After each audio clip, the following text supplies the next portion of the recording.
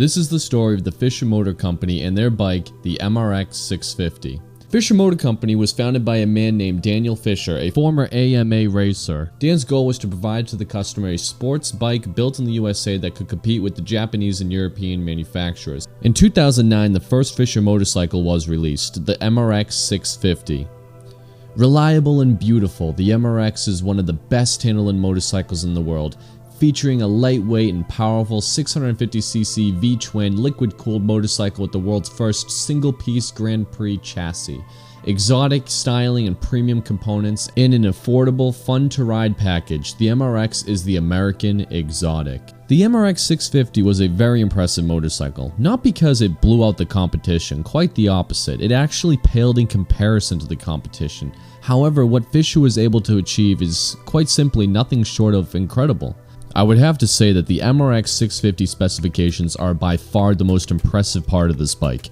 With Dan Fisher having an AMA racing background, it is no surprise that his bike featured some of the best high-end components, one being the world's first one-piece production motorcycle frame inspired by the 1990s era Grand Prix chassis.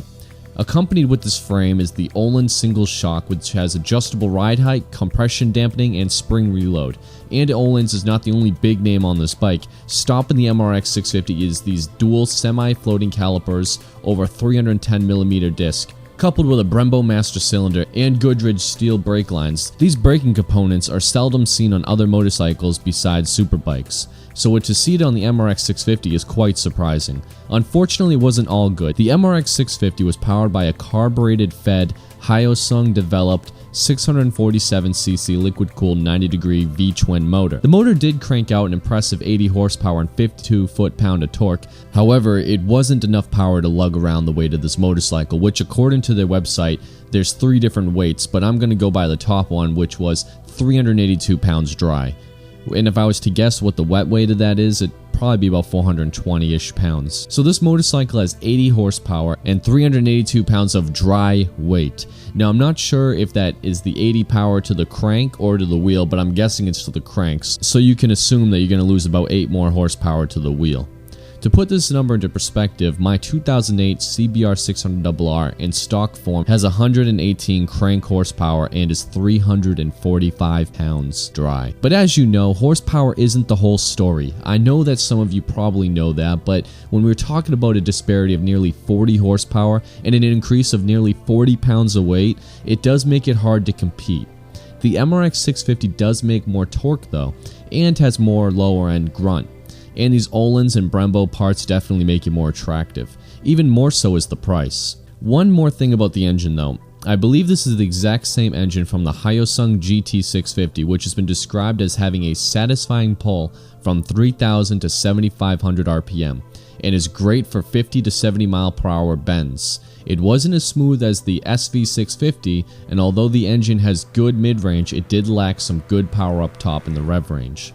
In 2009 to 2010, the Fisher was selling for $7,995, compared to something like my CBR600RR, which was $9,799. So yeah, you did lose a lot of horsepower and you gained a lot of weight, but you did save almost $2,000. However, I don't think the Fisher was meant to compete with an inline-4 600cc Supersport. So let's take a minute to compare it with something a little bit more fair. How about the ever-popular Suzuki SV650?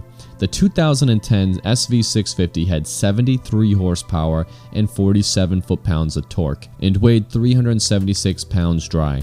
However, the SV650 was fuel injected and only cost $6,000, which meant that if you wanted the MRX650, then you were paying $2,000 more, and you were getting carburetors opposed to fuel injection, and you were getting a Korean motor opposed to a Japanese motor. Now, although these two bikes do have similar engine specifications, it does appear that the MRX650 would be a better handling bike and a better braking bike. Now, to be fair to Fisher, I don't think the MRX650 was really meant to compete with the SV650 either. It was a debut motorcycle for their company, and I think it was them trying to win us over with the aesthetics of the bike, and at least for me, it worked.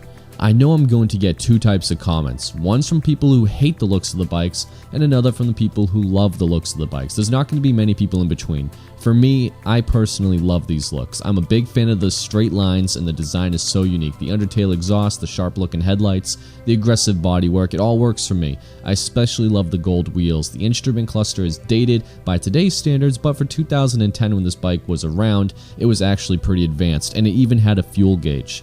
My one gripe with the looks was the seat. I didn't really like that little bubble looking seat. Tragically, Fisher ceased production of their motorcycles in 2012, and they only sold a few dozen units from 2009 to 2010, making the MRX650 one of the rarest motorcycles in the world. In my opinion, it is a real shame they closed down. I think they had a really promising product and they could have been great. It just saddens me to see this company go under because I really think Dan had all the right ideas but just wasn't able to get his feet off the ground.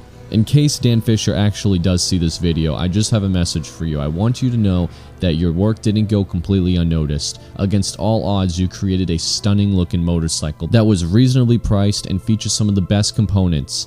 Dan had plans to switch to a 1000 to a 1500cc engine and add fuel injection in the future.